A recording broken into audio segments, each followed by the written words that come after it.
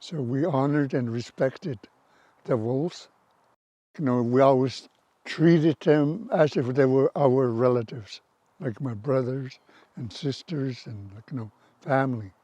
And whenever we were going into an area where there was wolves or cougars or bears, I would tell the wolves and that I was going to honor and respect the land, the territory that we were in, that I will not do anything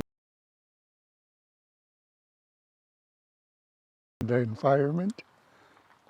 So I want to kind of share the traditional worldview and how we feel, for example, about wolves and the teachings that come with that respect that we show for all living things, inclusive of animals and not just humans, but also to be really cognizant of what are we doing, how are we part of the problem, and create an awareness that there is a way that we need to treat the animals.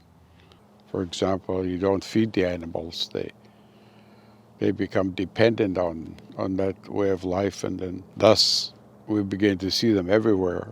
So historically, in our nation, we have been able to coexist with wolves by following a simple set of rules.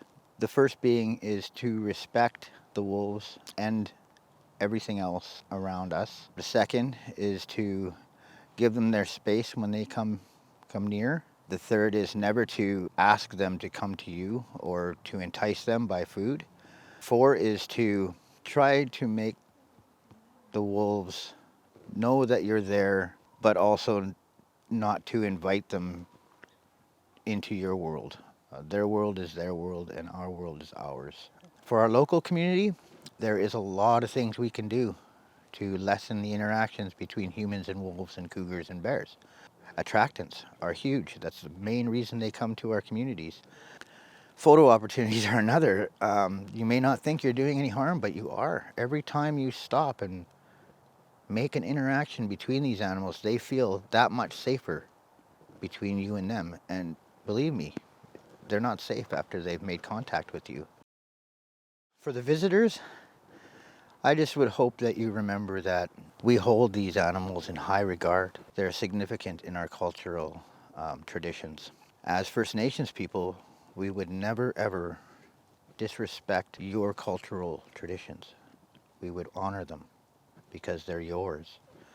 We hope that you would treat us the same way, with the same respect, and treat the wolves with the same respect.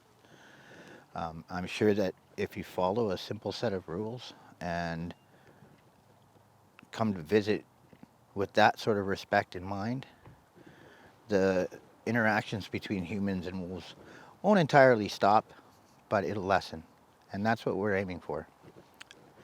I think that if the more we learn about First Nation culture uh, towards the wolf and what they mean to us, I think that there'll be a better understanding why we've been able to coexist with them as a cultural group. And then you can pass that on to other peoples.